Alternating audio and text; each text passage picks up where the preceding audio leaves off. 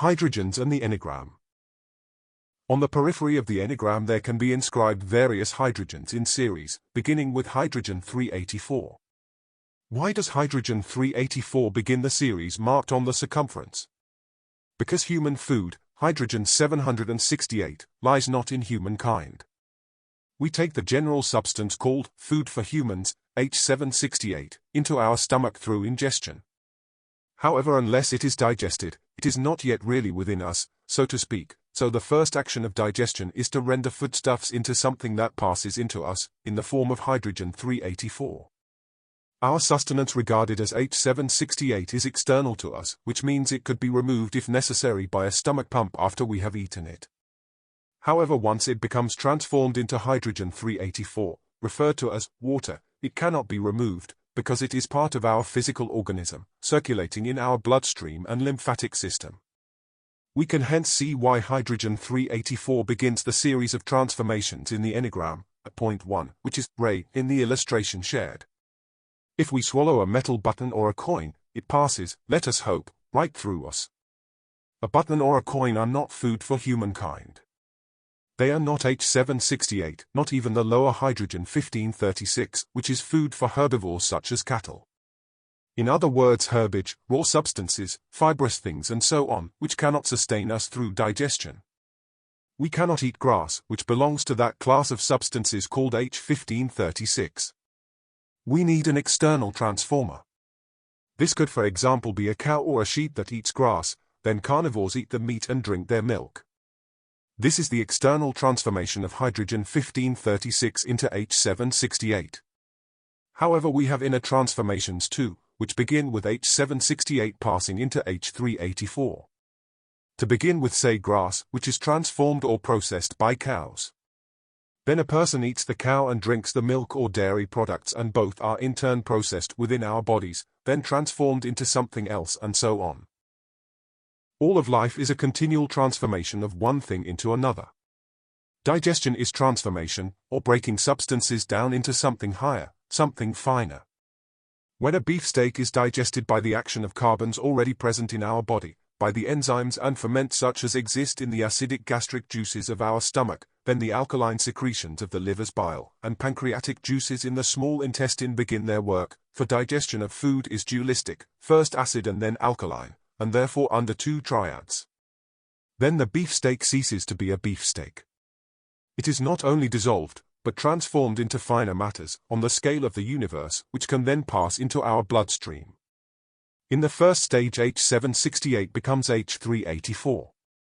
Then the beefsteak is in us, and circulates around our body via the lymphatic and bloodstream, not as a beefsteak, but as finer collections of matters called H384. Later H384 is transformed into H192, and so on. All this is done for us by the art and chemistry of our instinctive center, which governs the inner workings of our organism. Everything to do with the lower, denser hydrogens is done instinctively.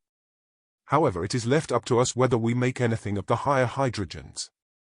Humanity, the work says, is created a self-developing organism. But first it is created ready-made, with an incalculable amount of inner factories, of inner chemistry, of inner transformations and inner machinery. Notice these transformations. Food as H768 passes to the higher level, H384. H384 passes to H192. H192 passes to H96. H96 passes to H48, which is the energy used for thinking. The beefsteak has now become thought, H48 passes to H24 and H24 passes to H12. All these transformations are done for us by chemical factories. This is the octave of food, that takes place mechanically and makes it possible for us to exist.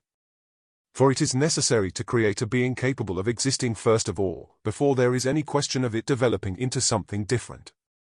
We all therefore begin with the raw materials provided by the octave of transformation, referred to as the food octave. However, this work is more about what is not given.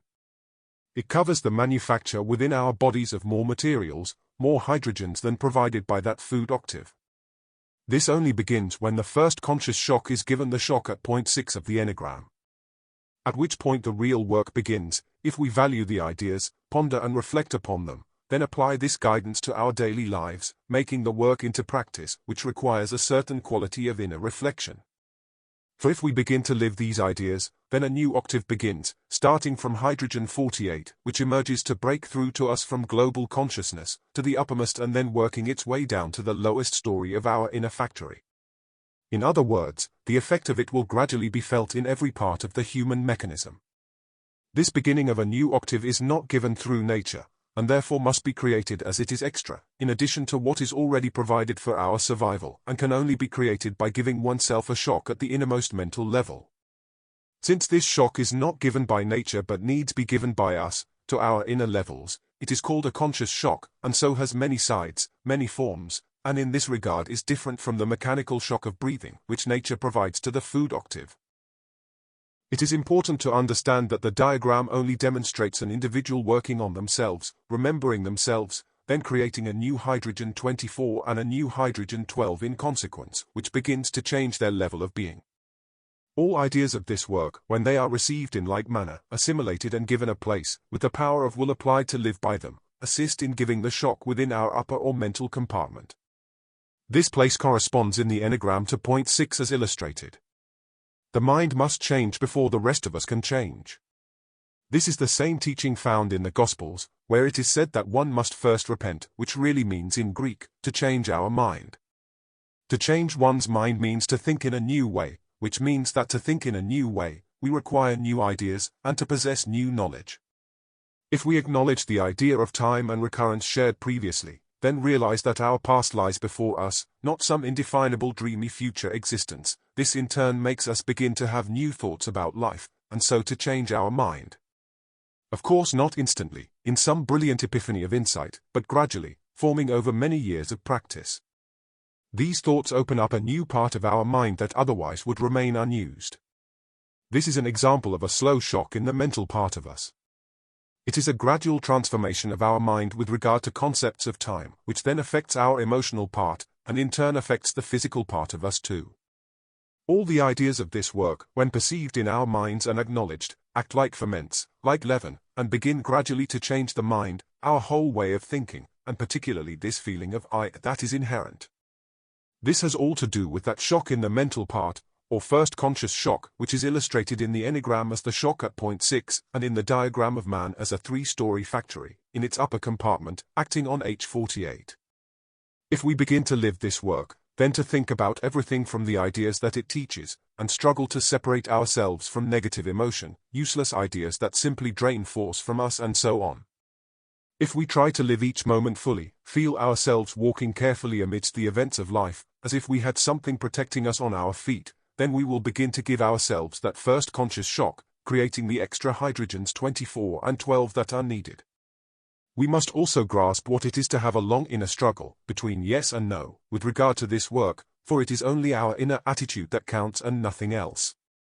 As we create that extra hydrogen 24, we notice that our thinking changes. We begin to understand things emotionally, to see the truth of events emotionally, and at once perceive endless meaning, an understanding of how this work is inexhaustible in its meaning, and in what it can show us. To think from hydrogen 48, which we have to begin with, is a barren thing compared to thinking from hydrogen 24. It is the difference between global and cosmic consciousness. A higher hydrogen is more intelligent than a lower hydrogen, hence retain the guidance, the advice given, that a cooked potato is more intelligent than a raw potato, because H768 is higher in scale than H1536. And so we can begin to understand that thinking from the intelligence belonging to hydrogen 24 is far more replete with inner connections and meaning than thinking from the intelligence of hydrogen 48. By means of hydrogen 24 we can see ourselves walking upon the earth, stand outside of ourselves, walk alongside of ourselves, because we are lifted up out of that self as in a dream, traversing the dreamscape and therein gain new perspectives.